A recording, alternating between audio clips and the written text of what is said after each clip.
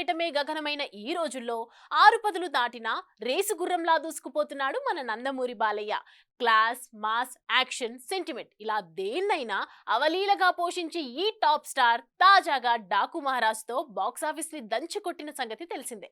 అయితే ఇప్పుడు టాలీవుడ్ లోనే కాదు బాలీవుడ్ లోనూ సత్తా చాటుతానంటూ తాజాగా ముంబై బాట పట్టాడట మన నందమూరి నటసింహం.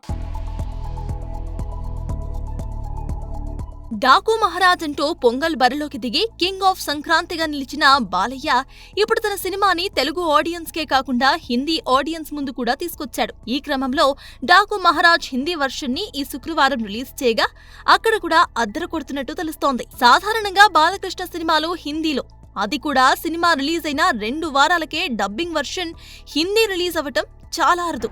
అయితే అఖండ సినిమా డబ్బింగ్ వర్షన్ యూట్యూబ్ లో రికార్డ్ వ్యూస్ రాబట్టడంతో ప్రస్తుతం తెరకెక్కుతున్న అఖండ 2ని డైరెక్ట్ పాన్ ఇండియా రిలీజ్ కి ప్లాన్ చేస్తున్నారు మేకర్స్. దానికి ముందు శాంపుల్ గా డాకు మహారాజ్ సినిమాను హిందీ వర్షన్ రిలీజ్ చేశారన్నమాట. సో తెలుగులో సినిమా సక్సెస్ అవ్వగా హిందీ రిలీజ్ కి డిమాండ్ పెరిగింది. సో కమర్షియల్ లెక్కలు ఏమీ లేకుండానే ఎంత వచ్చినా లాభమేనన్నమాట. ఇక సితారా ఎంటర్టైన్మెంట్స్ బ్యానర్ లో సూర్యదేవర నాగవంశీ నిర్మించిన ఈ సినిమాలో శ్రద్ధా శ్రీనాథ్, ప్రజ్ఞా జైస్వాల్ నటించిన సంగతి తెలిసిందే. ఇక బాలీవుడ్ భామ ఊర్వశీ రౌతేలా కూడా ఈ సినిమాలో నటించింది కాబట్టి హిందీ ఆడియన్స్ కు అదొక స్పెషల్ క్రేజ్ అని చెప్పవచ్చు. ఏది ఏమైనా మన బాలయ్య మెల్లిమెల్లిగా నేషనల్ వైడ్ గా క్రేజ్ కొట్టడంలో డాకు మహారాజ్ పాత్ర గట్టిగానే ఉన్నట్టు కనిపిస్తోంది.